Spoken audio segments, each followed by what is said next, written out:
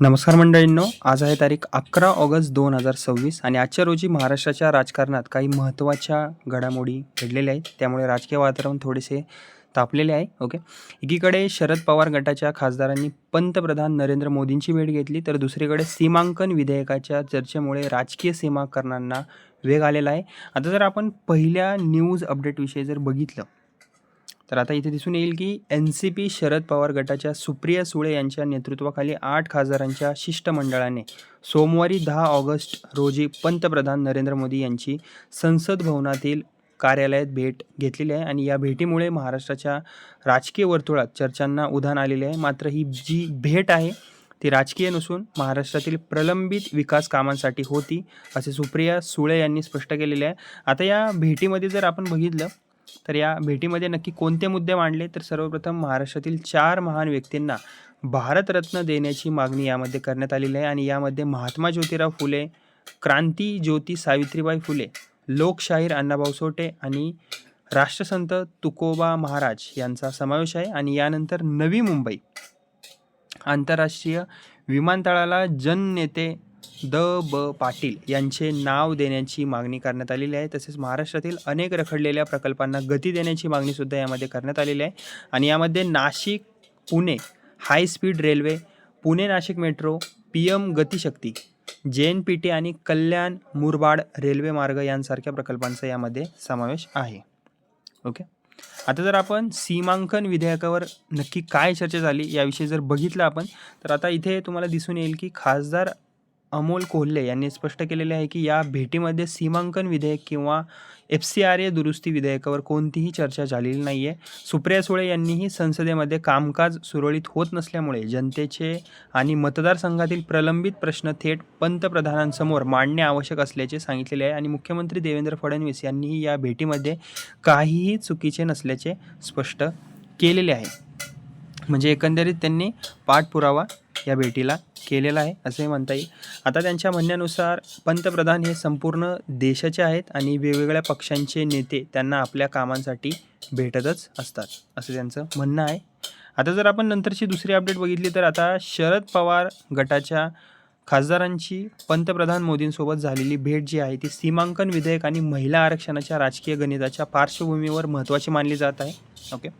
आता जर या भेटीमध्ये आपण जर बघितल्या गोष्टी काही महत्त्वाच्या, तर आता या विधेयकासाठी सरकारला संसदेत 2/3 बहुमताची आवश्यकता असल्याची चर्चा आहे. याआधी शिरोमणी अकाली दलाने या विधेयकाला पाठिंबा देण्याची भूमिका जाहीर केलेली आहे. सध्या पावसाळी अधिवेशनातच विधेयक मांडले जाण्याची शक्यता कमी असल्याची चर्चा आहे. मात्र याच महिन्यात विशेष अधिवेशन बोलावून विधेयक मांडले जाऊ शकते अशी शक्यता वर्तवली जात आहे. महत्त्वाचे म्हणजे की सुप्रिया सुळे यांनी यापूर्वीच सर्व राज्यांच्या लोकसभा जागांमध्ये समान प्रमाणात वाढ झाली तरी या विधेयकाला पाठिंबा देण्याचा जो विचार होता तो केला जाऊ शकतो असे संकेतसुद्धा दिलेले होते. ओके.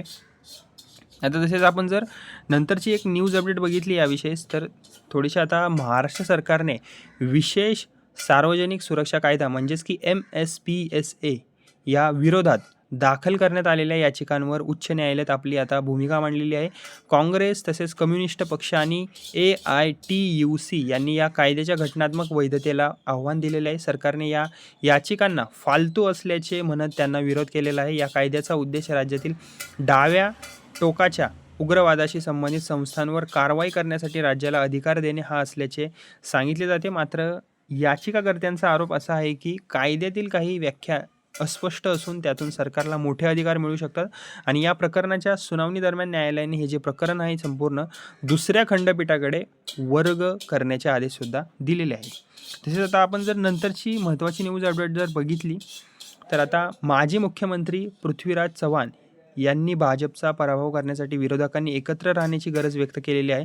त्यांनी इंडिया आघाडी अजूनही अबाधित असल्याचे सांगितले. मात्र शरद पवार यांच्या अलीकडील भाजप नेत्यांशी झालेल्या संपर्काबाबत त्यांनी प्रश्नसुद्धा उपस्थित केलेले आहेत.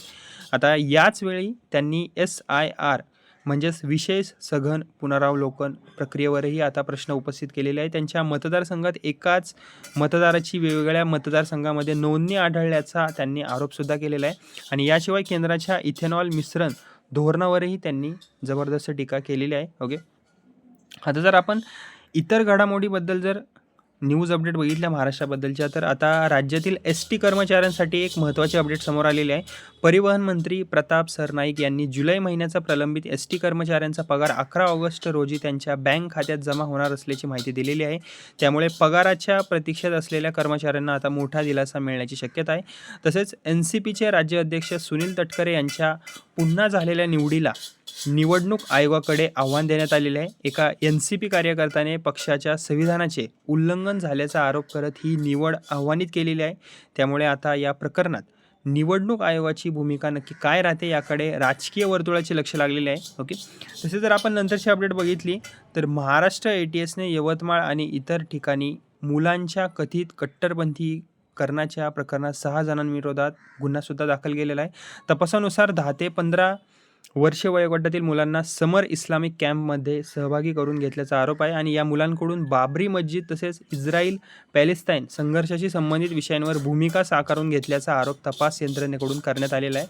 आणि या प्रकरणाचा जो सगळा काही तपास आहे तो पुढील तपास महाराष्ट्र ATS करत आहे सध्या. ओके, तर आजच्या महाराष्ट्राच्या राजकारणातील जेवढ्या पण न्यूज अपडेट होत्या ते तुम्हाला मी एक एक करून सांगितलेलं आहे. सुप्रिया सुळे गटाच्या 8 खासदारांची PM मोदींसोबत भेट म्हणता किंवा महाराष्ट्रातील प्रलंबित प्रकल्पांना गती देण्याची मागणी असेल, सीमांकन विधेयकाच्या पार्श्वभूमीवर राजकीय गणिताला वेग असेल, तसेच विरोधकांच्या एकजुटीवर पृथ्वीराज चव्हाणांचे आव्हान असेल, तसेच ST कर्मचाऱ्यांचा प्रलंबित पगार जमा होणार आहे लवकरात लवकर आणि NCP अध्यक्षपदाच्या निवडीला निवडणूक आयोगाकडे आव्हान असेल. या सर्व घडामोडींमुळे महाराष्ट्राच्या राजकारणात आजचा दिवस महत्त्वाचा ठरलेला आहे. तर मंडळींनो, तुम्हाला जर हा व्हिडिओ आवडला असेल तर व्हिडिओला लाईक करा आणि अशाच तुम्हाला न्यूज अपडेट हव्या असतील रोजच्या रोज लेटेस्ट तर माझ्या या व्हिडिओला लाईक करा. माझं हे बडी नावाचं चॅनल आहे, त्याला नक्की सबस्क्राईब करा. धन्यवाद.